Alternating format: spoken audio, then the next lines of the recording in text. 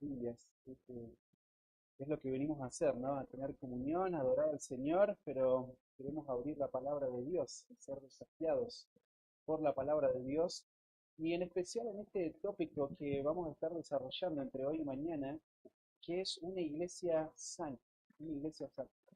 Así que el día de mañana va a ser el día donde vamos a estar hablando lo que yo considero el principio más importante para poder vivir esta realidad, ¿no? De una iglesia sana.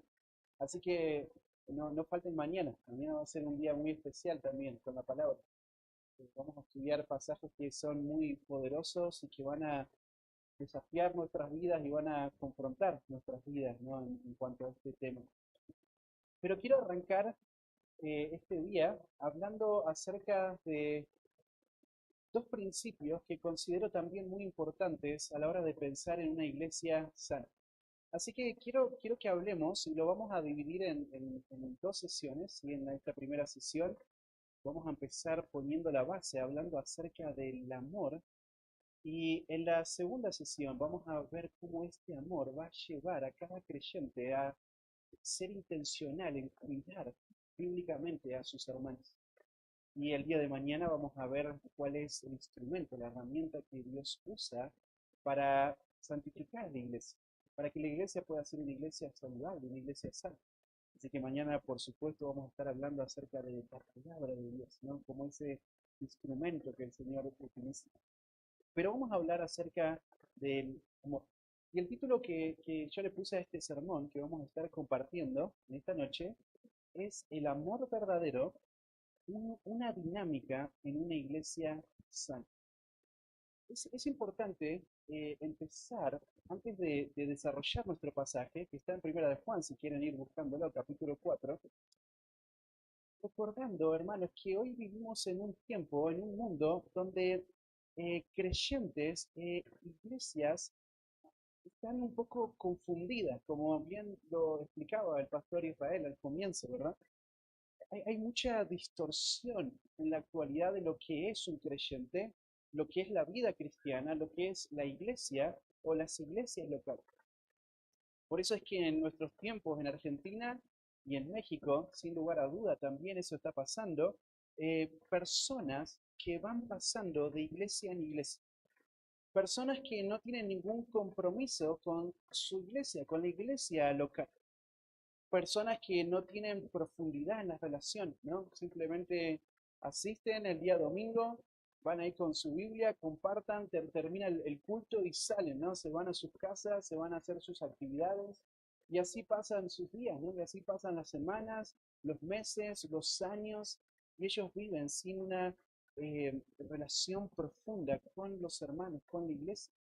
Personas que no rinden cuenta de su vida espiritual, de su lucha con el pecado y están ahí siendo derrotados y muchas veces nos sorprendemos, ¿no? ¿Cómo que pasó esto con este hermano? ¿No? Está cerrado, ¿no? Es una persona individualista que no comparte, no tiene relaciones profundas, no rinde cuenta. Entonces, claro, de repente el desastre llega a su vida, ¿no? Ahora, por un lado los creyentes o personas que dicen ser creyentes, que andan deambulando por las iglesias, pero por otro lado, iglesias sin claridad, iglesias sin claridad bíblica a la hora de tratar estos asuntos, a la hora de guiar a sus congregaciones por medio de la predicación bíblica, por medio del discipulado, a pensar de una manera correcta en cuanto a la iglesia. Así que por un lado creyentes que van de iglesia en iglesia, pero por otro lado también iglesias sin claridad. En estos días, hermanos, si el Señor lo permite, esta noche y mañana, vamos a estar viendo principios bíblicos, vamos a estar considerando estos principios para que podamos ver a través de la Escritura cómo luce una iglesia santa. ¿Cómo es que cada creyente tiene que tener un compromiso con la verdad, con el cuerpo de Cristo, con la iglesia, un compromiso movido por el amor, para que se pueda vivir esta dinámica? Para que esta iglesia sana pueda ser una realidad en tu vida, en tu congregación. Así que esta es la idea, ¿no? Que podamos considerar principios bíblicos para ver cómo luce una iglesia sana, con el propósito de que cada uno de nosotros, hoy, mañana, cada uno de nosotros, podamos, a la luz de estos principios, ver cómo estamos viviendo. ¿Cuáles son las cosas que tengo que corregir en mi vida? ¿Cuáles son las cosas que tengo que afirmar en mi vida? Así que hermanos, espero que estos tiempos que vamos a estar compartiendo, abriendo la palabra, pueda ser de bendición, de edificación para tu vida. Así que te menciona ahí el amor verdadero, una dinámica, una iglesia sana. Hay un pasaje que quiero que estemos considerando en esta noche, que está ahí en Primera de Juan, capítulo 4, versículo 7, y vamos a ver hasta el versículo 12. ¿Sí? Primera de Juan, capítulo 4, versículo 7 al 12. Así que vamos a orar y después de orar vamos a comenzar con nuestro estudio en esta noche. Vamos a leer el pasaje primero y después orar. ¿Sí? Perdón. Dice el versículo, amados, amémonos unos a otros, porque el amor es de Dios. Todo aquel que ama es nacido de Dios y conoce a Dios. El que no ama no ha conocido a Dios, porque Dios es amor. En esto se mostró el amor de Dios para con nosotros, en que Dios envió a su Hijo unigénito al mundo para que vivamos por él. En esto consiste el amor, no en que nosotros hayamos amado a Dios, sino en que Él nos amó a nosotros y envió a su Hijo en propiciación por nuestros pecados. Amados, si Dios nos ha amado así, debemos también nosotros amarnos unos a otros. Nadie ha visto jamás a Dios. Si nos amamos unos a otros, Dios permanece en nosotros y su amor se ha perfeccionado en nosotros. Oremos, Padre, en esta noche abrimos tu palabra, Señor, y leemos, escuchamos tu palabra y solo ver y considerar estos pasajes ya Señor, juntas palabras, Señor, de verdad. Aún ahora lo que vamos a estar estudiando, el tema de que ruego que puedas usar estas verdades para exhortar, para aumentar la vida de mis hermanos, amados. Padre, te ruego que me utilices como un instrumento, manos para poder explicar con claridad pasajes, Señor. Señor, te ruego que tú puedas tomar estas verdades y puedas lograr que el Espíritu Santo pueda traer fruto, bendición, Señor. Padre, tú camino, es el que puede hacerlo, Señor, y nos encomendamos a ti. Tu gracia, Señor, y en el nombre de Cristo Jesús. Amén. Bueno, el amor, ¿sí? Una dinámica en una iglesia sana. Este es el tema que vamos a estar desarrollando. Cuando yo estaba leyendo este pasaje, fue inevitable pensar en Primera de Corintios, ¿no? Primera de Corintios es un libro donde encontramos una iglesia que tenía lo contrario a esto, lo contrario al amor, ¿no? Ellos tenían falta de amor. Había orgullo, había divisiones, había peleas en esta iglesia, ¿verdad? Así que Pablo exhorta a estos hermanos en Corintios por su falta de amor. Él los llama una y otra vez a que se amen mutuamente, a que se amen unos a otros. En el capítulo 12, si ustedes recuerdan, Pablo habla acerca de los dones espirituales, y el capítulo 14 también, pero en el capítulo 13,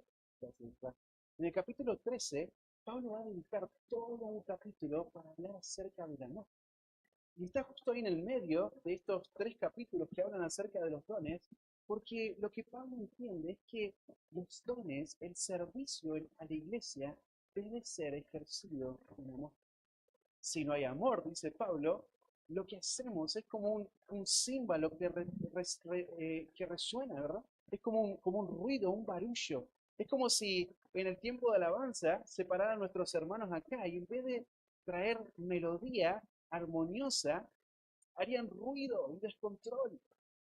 Bueno, cuando no hay amor, lo que dice Pablo, así es como se ve el servicio. No tiene sentido, no edifica. Así que el amor. Así que es mi oración, hermanos, que a través de este pasaje yo pueda, de alguna manera, o el Señor más bien, pueda estimular nuestras vidas, la vida de cada creyente de las iglesias, a vivir en amor unos hacia otros. Esta expresión que vamos a encontrar en este pasaje, unos a otros, nos muestra la identidad de la iglesia.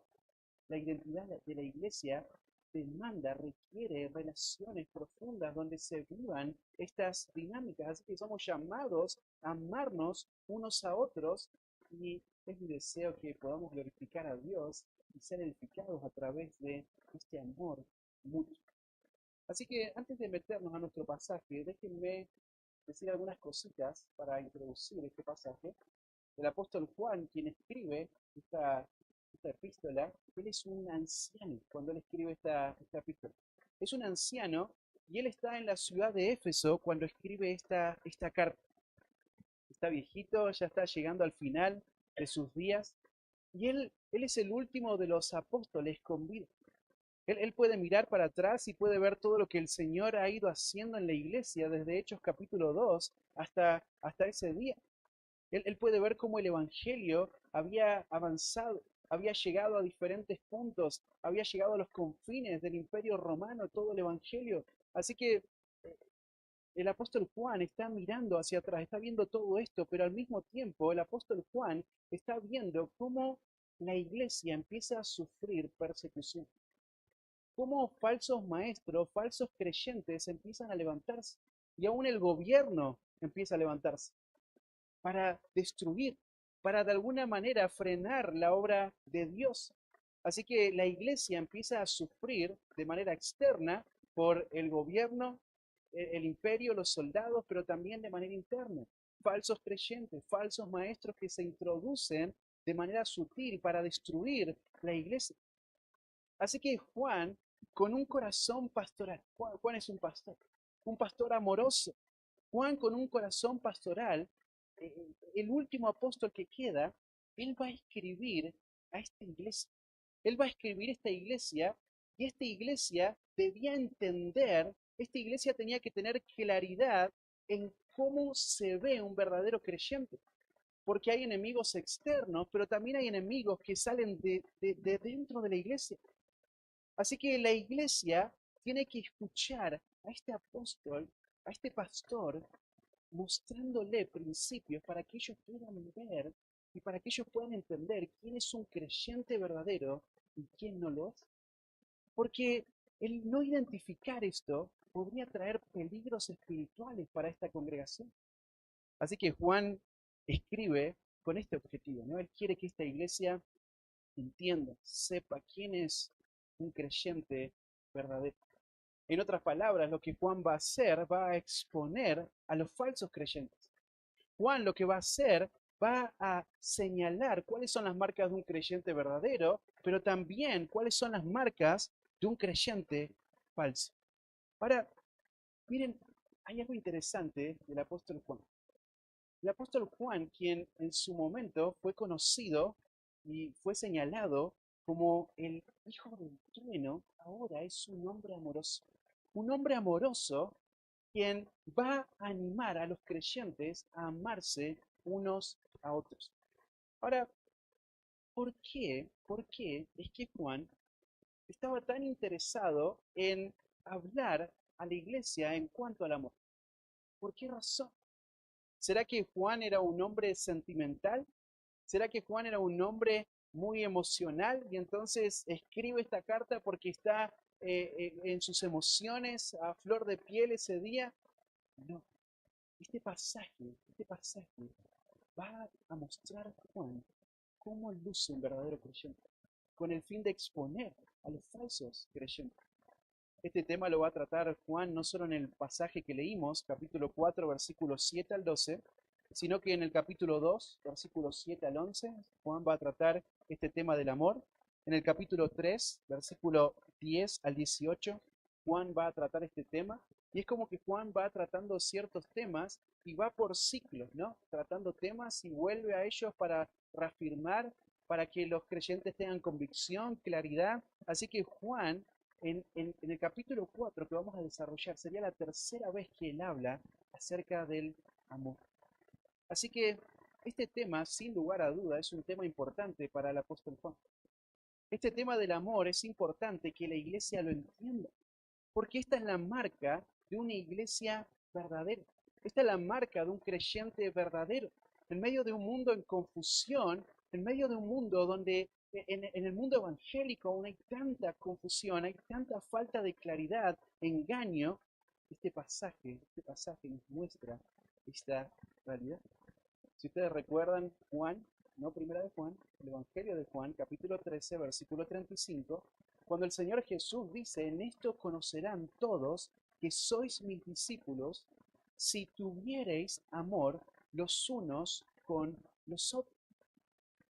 Fíjate, el Señor Jesús dice, un discípulo es conocido, un discípulo puede ser evidenciado porque ama a otros. Esta es una dinámica en los discípulos de Cristo.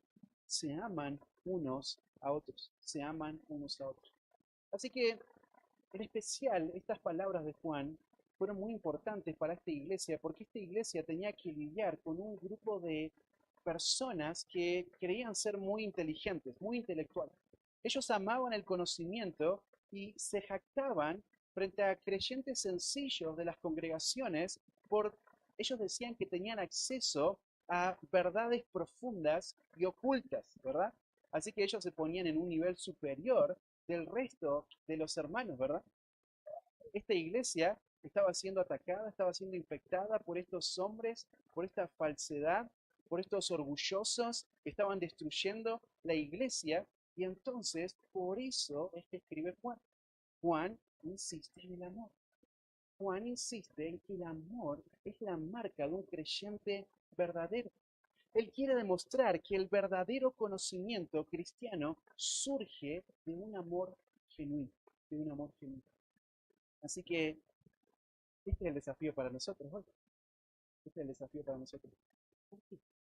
Porque yo sé que en esta noche hay varias iglesias, ¿sí? No está solo la iglesia de Querétaro, ¿no? El Señor ha levantado nuevas iglesias y estas iglesias están creciendo y se están afirmando. Así que yo sé que hay varias iglesias, pero hay una realidad en las iglesias, ¿no? Y es que cuando el Señor nos llama a la salvación y nos introduce dentro de su iglesia universal, que se ve manifestado de manera visible en iglesias locales, entonces Dios llama a personas de diferentes contextos, de diferentes estilos de vida, niveles de vida, diferentes etapas. Hay personas que vienen en una edad mayor, madura, otros vienen desde niños, de jóvenes, diferentes edades, diferentes contextos, diferentes realidades económicas, diferente educación. Ahora, todas estas personas que Dios llama y las introduce a su iglesia, estas personas son llamadas para vivir en una cercanía, en una unidad profunda. Así que, tal como pasa en una familia, ¿no? Yo tengo dos hijos pequeños, ¿no? Y entonces, en una familia donde somos cuatro, ¿qué es lo que vas a encontrar? Bueno, fricción, tensión muchas veces, ¿no? O solo a mí me pasa. ¿Les pasa a ustedes también? Sí, ¿verdad? Porque hay personas que vienen con pecado, que vienen con contextos distintos. Mi esposa es de otro país, yo vengo de otro país, así que nos unimos en una familia y hay tensión muchas veces, ¿verdad? Ahora, imagínate eso, pero en un nivel mucho más grande. Porque la iglesia, que es la familia de Dios, somos mucho más que los que somos en casa, ¿no? Vamos a la iglesia y hay 40, 50 personas. Alguno puede decir somos 100 en la iglesia, ¿verdad? Es una familia grande y hay problemas, más fricción, más tensión en la relación. Así que, hermanos, esto sucede por la cercanía en la que el Señor nos llamó a vivir y la profundidad de las relaciones que el Señor nos llamó a vivir. Así que va a haber fricción, va a haber tensión. Otra de las realidades que promueve esto en los hogares y en las iglesias, es el orgullo del corazón. es cada persona y aún los creyentes, aunque tienen el nuevo hombre habitando en ellos, ahora el cuerpo es un cuerpo viejo que está afectado por el pecado. Así que lo que sucede es que cada persona está corriendo atrás de su propio placer. Cada persona está buscando su propia satisfacción. Así que lo que sucede es que él está buscando lo mismo, el otro hermano lo mismo, hay tensión, hay orgullo. Y esto se evidencia en las divisiones, en los problemas, en los pleitos que hay. Estoy interesado en mis propias intereses, ¿verdad? Mi prioridad, esa es mi agenda. Por esta razón es tan importante llegar en un pasaje como este, hermanos, ¿no? Para que podamos recordar y podamos ser desafiados. Miren, hay tres cosas que quiero que veamos en estos versículos. ¿Sí? Hay tres principios que quiero mostrarles a través de estos pasajes con el objetivo este, ¿no? De que podamos realmente vivir momentos.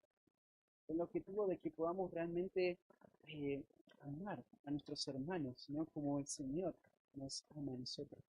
Miren, en primer lugar, lo primero que quiero que veamos, el amor verdadero es el motor de la comunión en una iglesia sana. El amor verdadero es el motor de la comunión en una iglesia sana. Miren el versículo 7 conmigo, dice, amados, amémonos unos a otros, porque el amor es de Dios. Todo aquel que ama es nacido de Dios y conoce a Dios. En otras palabras, lo que el apóstol Juan está diciendo es que debemos amarnos mutuamente porque Dios es amor y Él es la fuente de todo amor. Miren cómo comienza Juan en el versículo 7 con esta expresión acá, amados. Esta expresión de cariño que utiliza el apóstol Juan, ¿no? Es muy común en sus escritos, ¿no? El que utiliza esta palabra, esta expresión, amados. De vuelta a este hombre que en su momento fue conocido como el hijo del trueno, ahora es una persona que ama. Y aún sus expresiones evidencian ese amor, ese cariño, ese afecto que él tiene por la iglesia, por los creyentes. Y esta expresión es una expresión tan apropiada, teniendo en cuenta todo lo que él va a decir a continuación.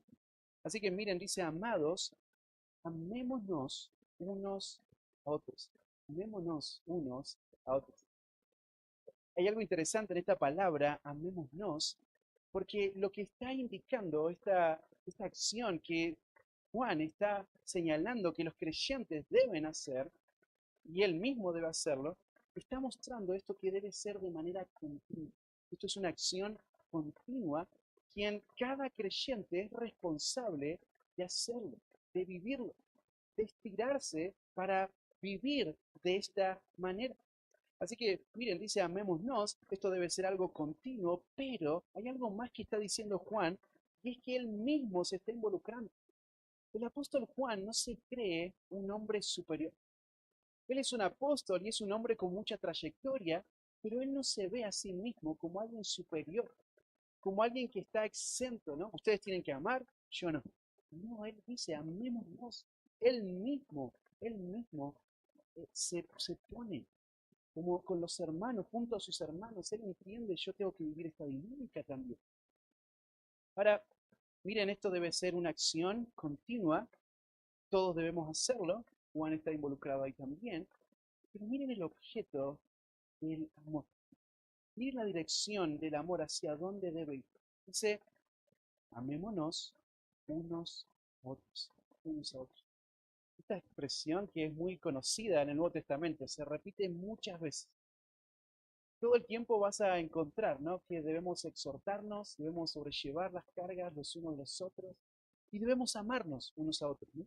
Miren qué interesante, porque esta expresión que se repite en el Nuevo Testamento una y otra vez muestra la interdependencia de la vida del cuerpo.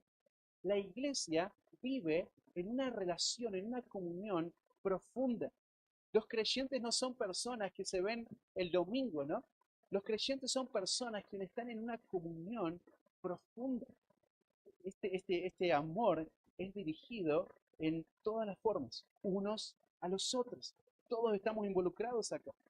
Ahí en Juan capítulo 13, versículo 34 al 35, el Señor Jesús dice, un nuevo mandamiento os doy, que os améis unos a otros, como yo os he amado, que también os améis unos a otros. Y ahí el versículo que leíamos en la introducción, en esto conocerán que sois mis discípulos si tuvieren amor los unos con los otros. Así que, hermanos, esto es lo que debe suceder en la iglesia. Debemos amarnos unos a otros, unos a otros. Ahora, este amor del cual el apóstol está señalando no tiene que ver con sentimientos, no tiene que ver con sentimientos por lo deseable que es amar a la otra persona. Bueno, es muy amable esa persona, entonces la amo. No, no tiene que ver con sentimientos, sino que tiene que ver con algo mucho más profundo. Ustedes saben, en la escritura hay diferentes términos para referirse al amor.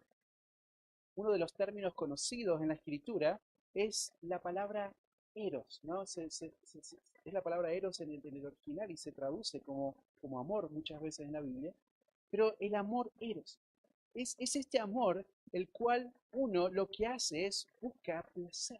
Entonces amo lo que me da placer, amo lo que me satisface, ¿sí? Entonces el amor eros. Otro de los términos que aparece en la escritura es el amor fileo, ¿no? Y esto lo que señala es un amor que es de ida y vuelta, ¿sí? Yo te doy y vos me das. Es lo que pasa muchas veces en una relación de beneficio, ¿no? En una relación en un matrimonio, en una familia, entonces yo te doy y vos me das. Y así vivimos.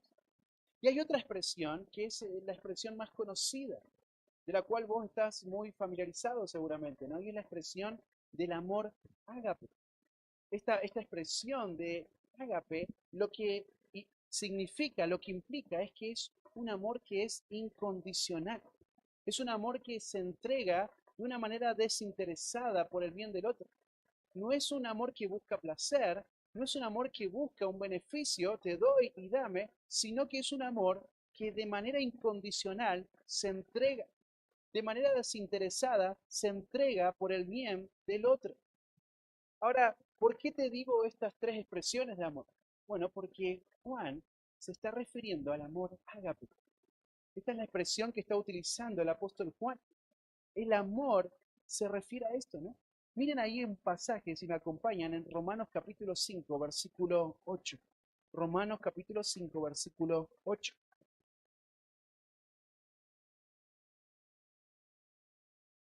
Romanos 5, 8.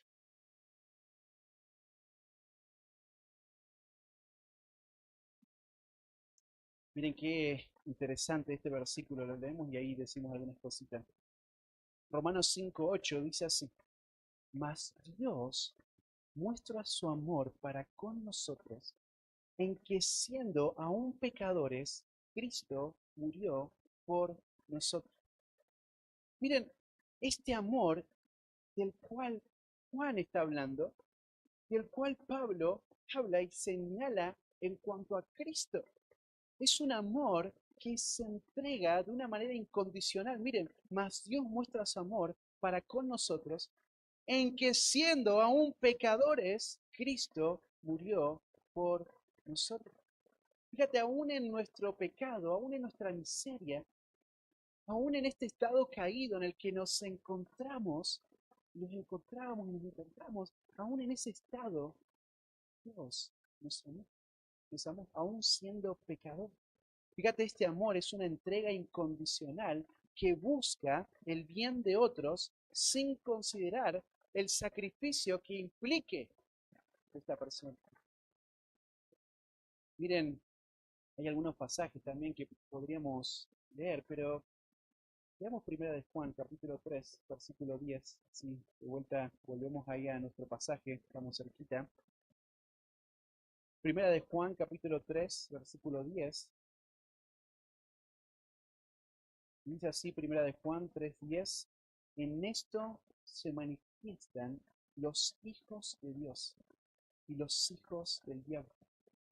Todo aquel que no hace justicia y que no ama a su hermano no es de Dios. Miren, el amor es incondicional, lo vimos recién, pero también el amor es la marca, es la característica de un creyente. Un creyente quien ha sido salvado por la gracia de Dios, el que no ama, dice ahí el pasaje, el que no ama a su hermano, no es de Dios. Solo para que lo anoten, no lo vamos a leer. Primera de Juan, capítulo 2, versículos 10 y 11, dicen exactamente lo mismo. Primera de Juan, capítulo 4, versículo 20 al 21, lo mismo tema. El amor es la característica de un creyente, de un creyente. Ahora, de vuelta, el amor es un amor que se entrega de manera incondicional, se sacrifica por el bien de otros. El amor es la marca de un creyente verdadero, pero también el amor es una deuda que el creyente tiene. Eso es lo que dice Romanos capítulo 13, versículo 8. No debáis nada, perdón, no debáis a nadie nada, sino, dice Pablo, el amaros unos a otros. Porque el que ama al prójimo ha cumplido la ley. Fíjate, dice Pablo, no tengas deuda con nadie, pero sí hay una deuda que está permitida y es amar. El amar es una deuda. El amor es una responsabilidad que cada creyente tiene para con otros, para con otros. Primera Tesalonicenses capítulo 4, versículo 9 al 10 muestra cómo el amor es una práctica, es algo que Dios ha hecho, en el creyente le ha dado y tiene que crecer, tiene que abundar. Fíjense ahí el versículo 9, dice Pablo, pero acerca, 1 Tesalonicenses 4, 9 al 10, acerca del amor fraternal, no tenéis necesidad de que os escriba, porque vosotros mismos habéis aprendido de Dios que os améis unos a otros. Así que lo que está diciendo Pablo es, ustedes saben amar.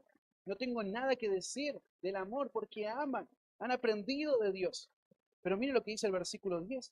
Y también lo hacéis así con todos los hermanos que están en toda Macedonia. Ellos practican el amor. Pero miren lo que dice Pablo. Pero os rogamos, hermanos, que abundéis en ello más y más. Así que el amor tal vez es una realidad en tu vida. Estás amando, bueno, es algo que tenés que crecer, seguir abundando en el amor. Miren ahí en Primera de Juan, capítulo 3, versículo 14 al 18. Es un pasaje interesante también. Vamos a leerlo rapidito, porque necesitamos llegar a cubrir todo. Dice Primera de Juan, capítulo 3, versículo 13. Tendríamos que leer hasta el 18, pero leo algunas partes del versículo.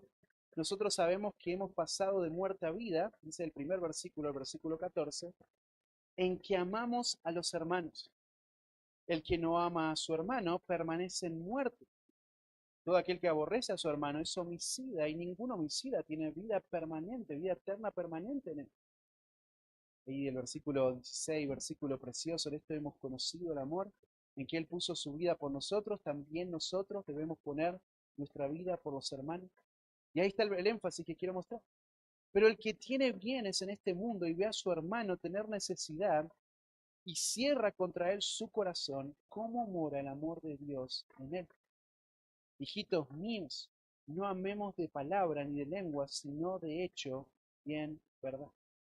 Hermanos, el amor, ágape, se manifiesta, se evidencia en acciones prácticas.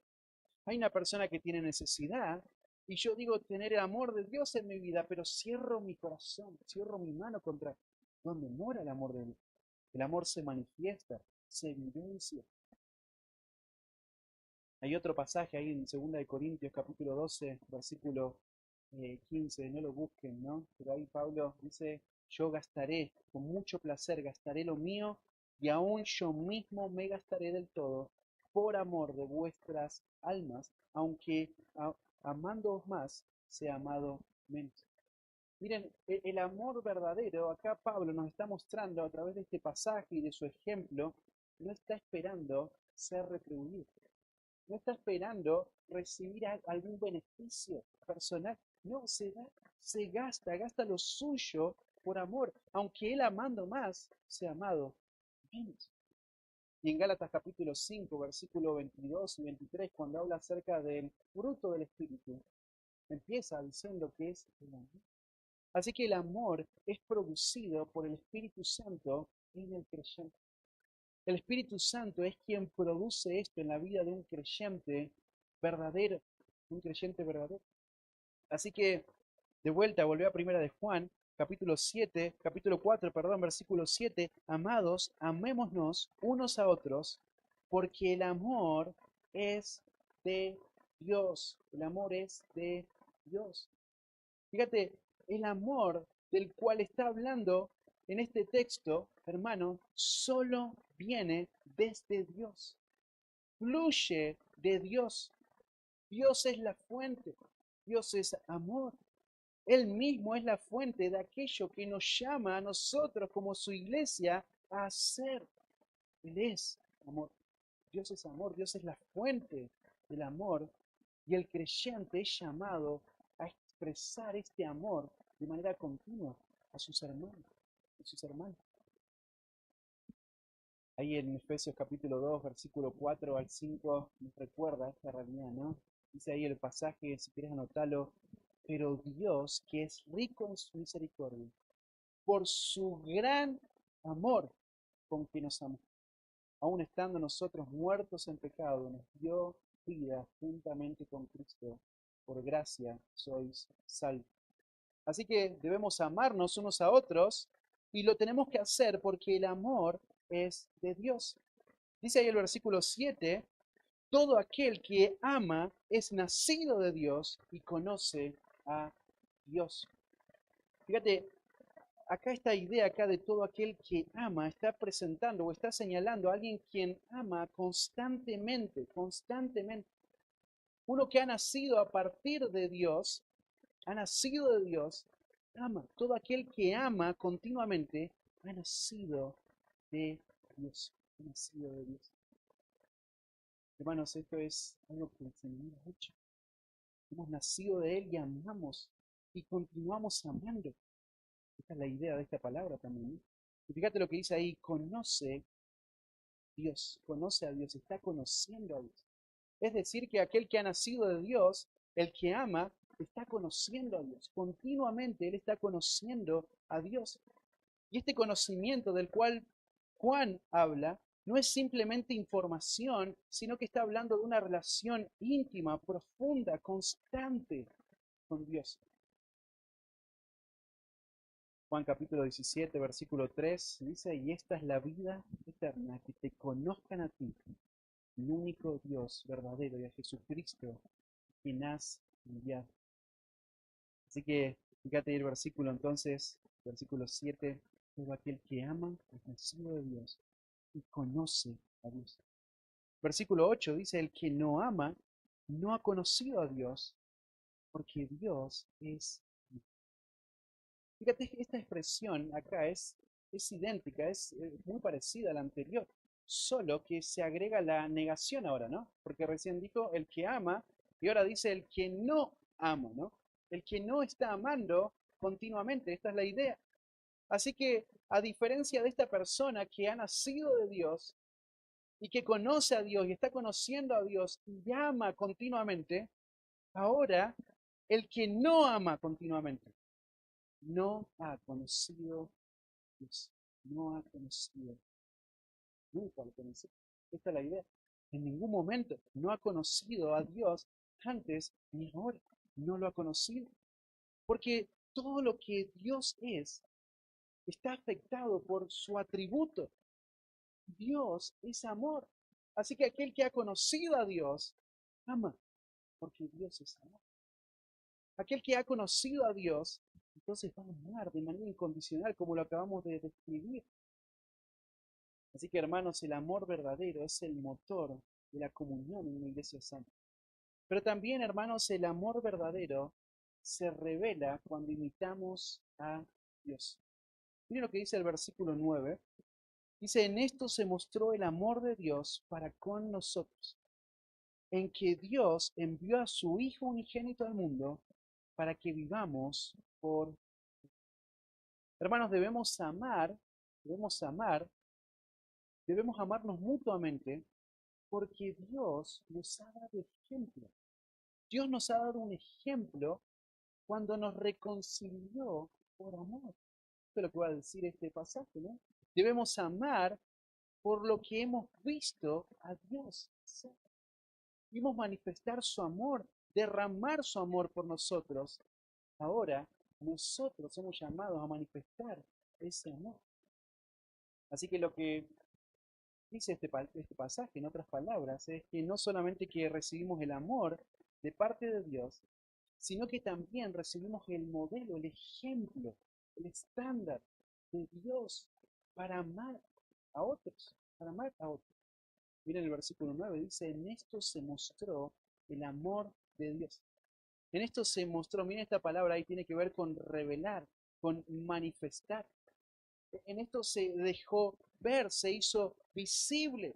Esta palabra o esta expresión aparece ahí en 1 de Juan 1:12, cuando dice que porque la vida fue manifestada y la hemos visto y testificamos y os anunciamos la vida eterna.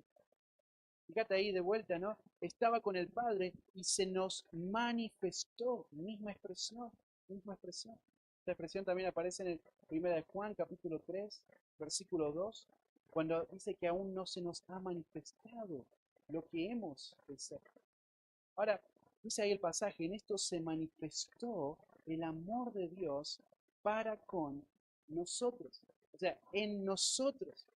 Es decir, la iglesia, el creyente, fue el ambiente en el cual el amor de Dios se manifestó.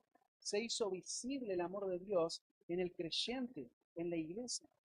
Por eso dice ahí el pasaje, ¿verdad? Versículo 7, versículo 9, perdón, en esto se mostró, se manifestó el amor de Dios para con nosotros, en que Dios envió a su Hijo unigénito al mundo para que vivamos por no, miren lo interesante ahí de esa expresión que aparece ahí, ¿no? Con nosotros, en que Dios envió a su Hijo. El amor se manifestó en la iglesia. ¿Y cómo se manifestó ese amor? Dios, en un momento puntual, Él envió a su Hijo. Él envió a su Hijo. Él envió a su Hijo a una misión. Él envió a su Hijo a salvarnos. Fíjate lo que dice, su Hijo unigénito, su propio Hijo. El único engendrado, Cristo es el único en el sentido que comparte todo lo que Dios es como el Padre. Este es el Hijo, Jesucristo, su Hijo unigénito. Así que Él lo envió a su Hijo unigénito al mundo, fíjense el alcance de esto, ¿no? Él vino al mundo a que por, vivamos por. Miren, Cristo es el agente de que fue el intermediario entre nosotros, quien nos da vida. Vino al mundo para que vivamos por medio de Cristo, por medio de Cristo. Esto es lo que dice Primera de Juan, capítulo 5, versículo 11 y 12. Si estás ahí en tu Biblia, puedes leerlo conmigo. Dice, y este es el testimonio, que Dios nos ha dado vida eterna. Y esta vida está ¿en quién? En su Hijo. El que tiene al Hijo tiene la vida. El que no tiene al Hijo de Dios no tiene la vida. No tiene la vida. Así que fíjate, Dios muestra su amor. Dios manifiesta su amor hacia la iglesia en que Él envía al Hijo al mundo para que vivamos por Él. Y ahí el versículo 10 dice, en esto consiste el amor. No en que nosotros hayamos amado a Dios, sino que Él nos amó a nosotros y envió a su Hijo. Acá tenemos este pasaje tan conocido, ¿no? En esto consiste el amor. No en que nosotros hayamos amado, sino que Él nos amó a nosotros. Miren ahí de vuelta expresando esto, ¿no? Dios es quien nos amó. Dios es quien nos amó. Él nos amó a nosotros. Él nos amó a nosotros. Y miren lo que dice ahí, Él nos amó a nosotros y envió su Hijo en propiciación por nuestros pecados. Miren acá qué preciosa esta expresión, ¿no? Propiciación, porque hace referencia al medio necesario para el perdón, por el cual la muerte de un inocente, ¿no? Apaciguaba la ira de Dios contra el pecador. Esta imagen es preciosa. Es una imagen preciosa aún en el Antiguo Testamento, pero Cristo, Él es el Cordero perfecto. Él es quien expió nuestros pecados de manera completa y perfecta por medio de su sangre, por medio de su muerte, su resurrección, por nuestros pecados, por nuestros pecados. Y ahí el versículo 11 dice, amados, si Dios nos ha amado así, debemos también nosotros amarnos unos a otros. Miren otra vez qué interesante, porque Juan nos trata de vuelta o él trata a sus oyentes, ¿no? De amados, pero no solo como una expresión de cariño personal, sino ahora como una realidad espiritual. Somos amados por Dios. Amados, si Dios nos ha amado así, ya que Dios nos ha amado así. Hermanos, esta es la gran motivación para que nosotros amemos a otros, ¿verdad? El amor de Dios que hemos recibido, ya que Él nos ha amado así. Entonces, dice ahí el pasaje, debemos también nosotros amarnos unos a otros. De vuelta a este debemos, muestra, señala esta deuda de la cual yo les hablaba hoy cuando leímos Romanos, ¿sí? Romanos capítulo 3. Debemos. Es una deuda, es una obligación que tenemos. Debemos también nosotros amarnos unos a otros. Hermanos, esta deuda que tenemos con Cristo demanda que en vez de estar peleados, divididos, nos amemos unos a otros. De vuelta, el objeto de ese amor es el hermano en la fe. Es el creyente, es unos a otros, unos a otros.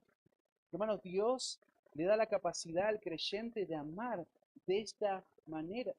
Cuando Dios derramó su amor en nosotros, Él nos capacitó para que amemos, amemos. Entonces, si hemos conocido a Dios, no podemos vivir una vida de egoísmo. No podemos vivir en división sin preocuparme, sin involucrarme en la vida de los demás. Efesios capítulo 5, versículo 1 al 2, dice que debemos ser imitadores de Dios como hijos amados y andar en amor, como también Cristo nos amó y se entregó a sí mismo por nosotros. Así que el amor verdadero se revela cuando imitamos a Dios. En primer lugar, vimos, el amor verdadero es el motor de la comunión en una iglesia sana, pero también el amor verdadero se revela cuando imitamos a Dios. Y en último lugar, ahí en el último versículo, el amor verdadero hace visible a Dios en el mundo. Miren la importancia de amarnos unos a otros. Dios se hace visible en el mundo. Miren el versículo 2. Dice, nadie ha visto a Dios jamás. Jamás. Miren el énfasis que hace esta expresión acá, ¿no? Nadie, nadie, jamás. En ningún momento, en el pasado, en ningún momento puntual, nadie ha visto a Dios. Lo que los hombres vieron fue el verbo hecho carne. Ellos vieron a Cristo, pero nadie, nadie jamás vio a Dios. Esto, fíjate, no es una contradicción en lo que Juan dice, no que él afirmó haber visto a Dios, sino que es esto una distinción entre la realidad visible de la humanidad en la que el Hijo se encarnó y la esencia espiritual de Dios. Entonces no es contradicción. Nadie, nadie, no hay ninguna excepción. Nadie jamás ha visto a Dios. Ahí en 1 Timoteo, cuando Pablo está cerrando ahí ese capítulo 1, él dice, al Rey de los siglos, inmortal, invisible, el único y sabio Dios, sea honor y gloria por los siglos. Así que Juan dice, a Dios nadie le vio, jamás, sin ninguna excepción. Nadie jamás vio a Dios. Dios es invisible. Y miren lo que dice ahí el versículo. Entonces nadie vio a Dios, pero dice ahí, si nos amamos unos a otros. Miren, hay una condición que se puede cumplir, ¿no? Acá hay una condición. Sí, verdad, nadie ha visto a Dios. ¿Y cómo entonces los hombres pueden ver la gloria de Dios? ¿Cómo es que los hombres pueden conocer a Dios? Y a través de la creación, a través de la palabra de Dios, a través de su Hijo encarnado. Pero fíjense, este pasaje nos dice que las personas pueden ver a Dios cuando nos amamos unos a otros, cuando nos amamos mutuamente. Es decir, el Dios invisible se hace visible cuando en vez de vivir una vida de egoísmo, vive una vida de amor. Dios se hace visible cuando nos amamos unos a otros. Hermanos, el amor es la forma en la que Dios se revela a los que están ahí afuera que no conocen aún a Dios. ¿Cómo van a conocer si no nos amamos? Si vivimos vidas consumidas en nuestro egoísmo, nuestras ondas, nuestras prioridades, ¿cómo queremos amarnos unos a otros? Debemos amarnos, porque Dios se revela, se manifiesta a los que no le conocen cuando hay una iglesia, se aman unos a otros. Y miren lo que dice ahí el versículo, a Dios nadie le vio jamás, el versículo 12, si nos amamos unos a otros, Dios permanece en nosotros y su amor se ha perfeccionado. Miren esta frase acá, lo que indica es que nosotros, los creyentes, somos el lugar de residencia constante de Dios. O sea, si se da la condición anterior, si es que realmente nos amamos, lo que está diciendo es que Dios permanece de manera permanente en el creyente. Si amamos, ¿sí? Si amamos, porque esta es una frase preposicional. Así que lo que indica es que si amamos unos a otros, entonces, esto, Dios permanece. Dios hace residencia en el creyente. Esto es algo impresionante. Dios morando por medio de su espíritu en el creyente. Miren, dice, Dios permanece en nosotros y su amor se ha perfeccionado en nosotros. Es decir, el amor de Dios, no el amor nuestro, el amor de Dios se perfecciona en nosotros, dentro nuestro. Se está perfeccionando este amor. Se manifiesta, se manifiesta. Este amor permanente que se va perfeccionando y que va madurando en nuestra vida, se va reflejando más y más en la vida del pueblo de Dios, la vida del pueblo de Dios. Así que hermanos, la vida de Dios que nos dice que el amor es lo que debe gobernar en una iglesia, unos a otros. Si nos amamos, entonces Cristo verdaderamente permanece en nosotros y se perfecciona. Dios se hace visible cuando nos amamos. Hermanos, el amor tiene que gobernar la iglesia. El amor está en el centro de la vida del creyente y de la comunidad cristiana. De vuelta a Juan 15, 12, 13, 14. Este es el mandamiento que Cristo da, que nos amemos unos a otros como Él nos ha amado. Y ahí el versículo 13 de Juan 15 dice, nadie tiene mayor amor que este, que uno que ponga su vida por sus amigos. El amor es un amor sacrificial. Esto es lo que la iglesia debe hacer, es lo que cada creyente debe vivir. Así que la pregunta para nosotros en esta noche, arrancando, ¿no?, este tiempo de enseñanza, terminando este culto, pero arrancando todo lo que vamos a estar estudiando durante hoy y mañana, estás amando con el amor de Dios. Estás amando de esta manera. Es tu amor por tus hermanos, un amor sacrificial. Es un amor sacrificial el que estás teniendo hacia la iglesia, hacia los creyentes. ¿En qué manera práctica estás mostrando, estás reflejando este amor? Podríamos pensar también, hermanos, cuánto de tu tiempo y tus recursos estás usando para servir a la familia. Si Dios lo permite, en el próximo tiempo de enseñanza, en la próxima sesión, vamos a estar hablando cómo este amor nos lleva a involucrarnos en la vida espiritual de la iglesia, de los creyentes. Nos lleva a involucrarnos en la restauración de los hermanos, en involucrarnos en llevar las cargas de nuestros hermanos. Así que vamos a orar para terminar, pero orá vos también al Señor y pedirle al Señor que te dé oportunidades para mostrar esta amor. No solo hoy, sino en la semana. ¿Cómo podés organizar tu semana para atender las necesidades de tus hermanos? Vamos a orar al Señor. Padre, hemos arrancado este tiempo de aniversario recordando, Señor, este gran amor que tú has tenido hacia nosotros. Que enviaste a tu Hijo unigénito en propiciación por nuestros pecados.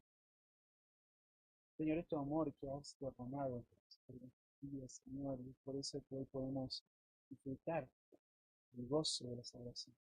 Podemos disfrutar de la esperanza que tenemos en Cristo.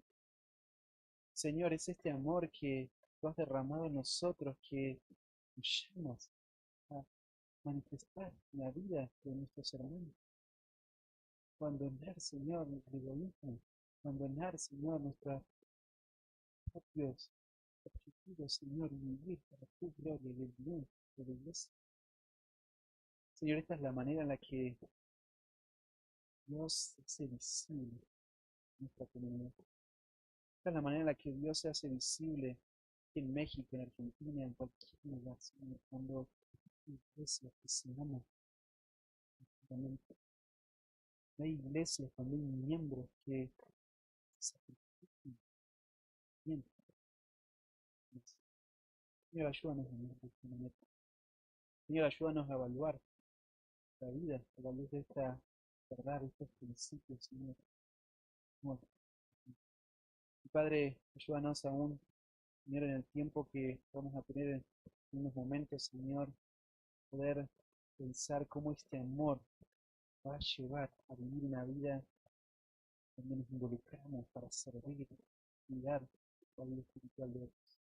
Señor, te ruego que tu Espíritu pueda traer fruto en nuestras vidas por medio de estas verdades, que podamos crecer en amor y que tú puedas ser glorificado, Señor, y que tu iglesia pueda ser afirmada y edificada, Señor. Te pedimos, oramos en nombre de Cristo Jesús. Amén.